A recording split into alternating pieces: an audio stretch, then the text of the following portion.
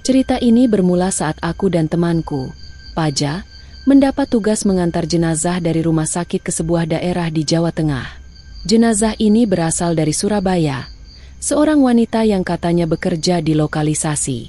Anehnya, jenazah ini tidak dikafani seperti biasa, melainkan hanya dibungkus dengan jari.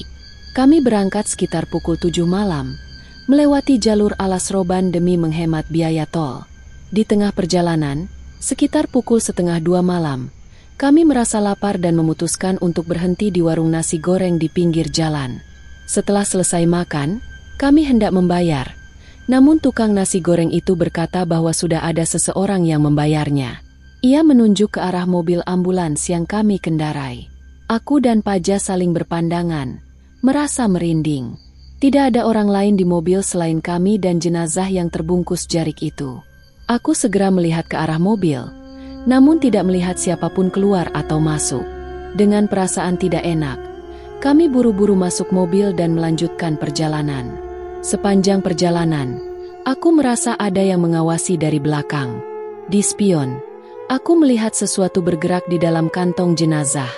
Aku tidak berani menoleh, tetapi aku bisa mendengar suara lirih dari belakang, seperti suara seorang wanita menangis pelan. Sesampainya di tujuan, keluarga jenazah langsung menyambut kami. Saat kantong jenazah dibuka, aku dan Paja langsung merinding. Wajah jenazah itu terlihat pucat, namun ada jejak air mata di pipinya. Salah satu anggota keluarga berbisik, dia meninggal dalam kesendirian, mungkin masih ada yang belum tersampaikan. Sejak saat itu, aku tak pernah lagi mau mengambil rute melalui alas roban di tengah malam. Ada sesuatu yang tidak kasat mata yang masih bergentayangan di sana. Aku dan Paja segera meninggalkan rumah duka setelah serah terima jenazah selesai. Namun, bayangan wajah jenazah dengan air mata yang masih membekas di pipinya terus menghantui pikiranku. Bahkan saat kami sudah kembali ke jalan raya, perasaan tidak nyaman itu belum juga hilang. Paja, yang biasanya selalu ceria, kini lebih banyak diam. Sesekali ia melirik ke arah kaca spion, seolah memastikan bahwa tidak ada sesuatu yang mengikuti kami. Aku pun merasakan hal yang sama. Jalanan masih sepi, hanya ada cahaya lampu kendaraan yang melintas dari arah berlawanan. Setelah beberapa kilometer, tiba-tiba suara tangisan lirih itu terdengar lagi dari belakang. Aku langsung menoleh ke Paja yang kini wajahnya terlihat pucat. "Dengar, kan?" tanyanya pelan. Aku mengangguk, merasakan bulu kuduku meremang. Kami memutuskan untuk berhenti sejenak di sebuah pom bensin yang masih buka. Aku keluar mobil dan menghirup udara malam dalam-dalam, mencoba menenangkan diri. Paja berjalan menuju toilet, sementara aku tetap berjaga di samping mobil. Namun, saat aku menoleh ke arah kaca jendela belakang ambulans, jantungku serasa berhenti berdetak. Di kaca yang agak berembun itu, samar-samar terlihat bayangan seorang wanita dengan mata yang basah, menatapku dengan tatapan sendu. Aku langsung melangkah mundur, nyaris tersandung trotoar. Paja yang baru kembali dari toilet melihat ekspresi ketakutanku dan buru-buru mendekat. "Kita harus segera pergi dari sini," ujarnya tegang. Tanpa banyak bicara, kami kembali ke mobil dan melanjutkan perjalanan. Namun, kejadian aneh belum selesai. Di persimpangan menuju jalan raya utama, tiba-tiba radio mobil menyala sendiri, padahal sejak awal kami tidak pernah menyalakannya. Suara statis terdengar, diikuti dengan bisikan lirih yang membuat bulu kuduk kami semakin berdiri. "Tolong!" Suara itu terdengar sayup, nyaris tak terdengar, namun cukup jelas untuk membuat kami merinding. Aku menelan ludah dan memberanikan diri bertanya, "Apa yang harus kami lakukan?" Tak ada jawaban. Namun, sesaat kemudian, radio kembali diam dan mobil terasa lebih ringan, seolah beban yang tak kasat mata telah pergi. Sesampainya di Surabaya, kami langsung menghubungi seseorang yang lebih paham tentang hal-hal gaib. Menurutnya, arwah wanita itu hanya ingin menyampaikan sesuatu sebelum benar-benar pergi. "Mungkin dia ingin didoakan," kata orang itu. Sejak malam itu, aku dan Paja sering mendoakannya. Dan anehnya, setelah itu, kami tidak lagi mengalami kejadian aneh setiap kali melewati jalanan sepi di malam hari. Namun, satu hal yang pasti, Aku tak akan pernah melupakan malam mengerikan itu di perjalanan melewati alas roban. Malam itu masih terasa membekas dalam pikiranku. Bahkan setelah kami tiba di rumah dan beristirahat, bayangan wajah sendu di kaca ambulans terus menghantui.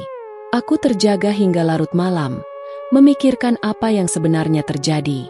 Paja, yang menginap di rumahku malam itu, juga terlihat gelisah.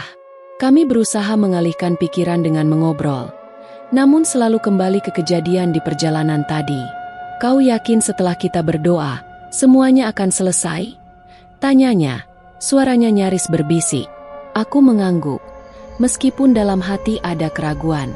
Semoga saja. Namun, kejadian aneh belum sepenuhnya berakhir.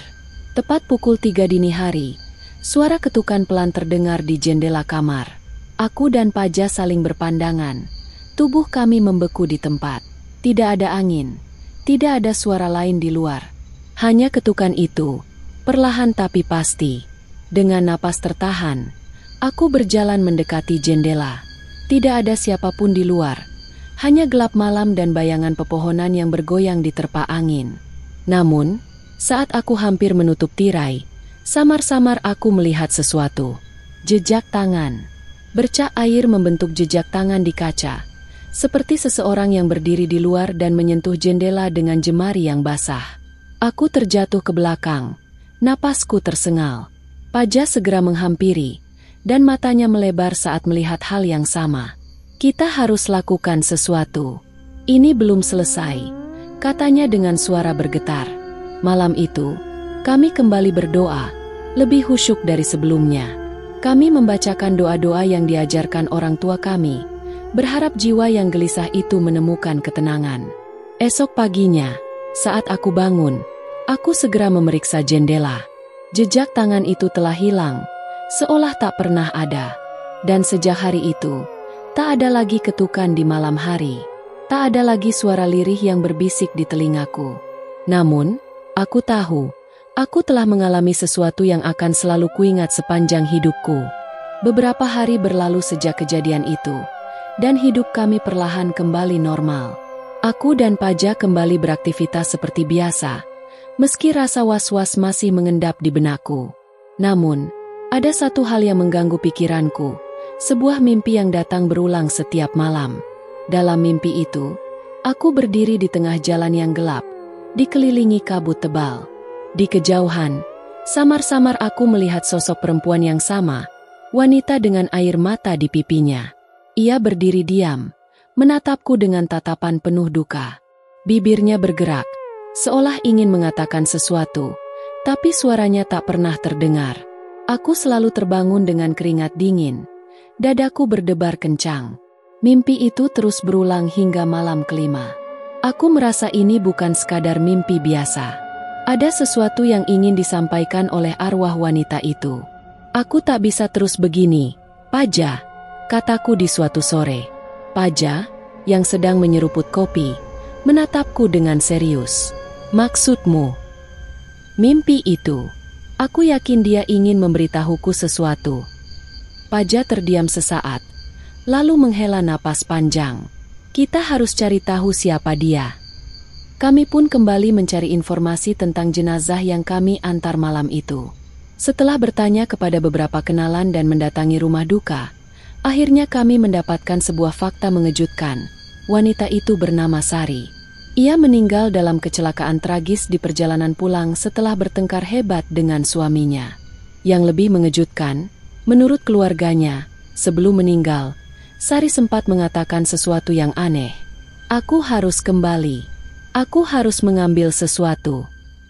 Namun, tak ada yang tahu apa maksudnya. Aku dan Paja saling berpandangan. Ada sesuatu yang belum selesai dari kematian Sari.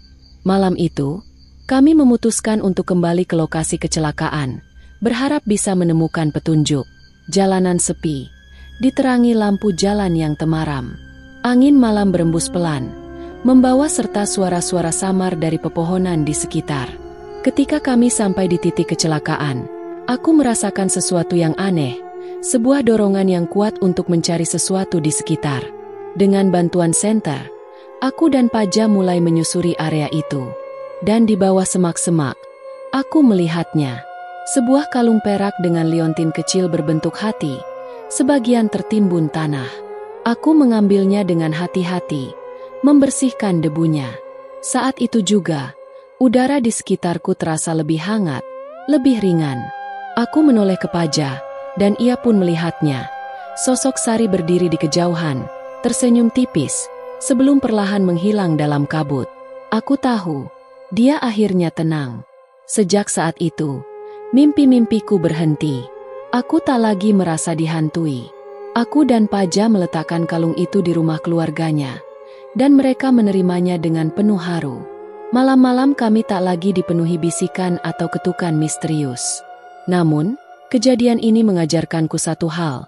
Kadang, yang sudah pergi hanya ingin didengar, agar mereka bisa menemukan jalan menuju ketenangan.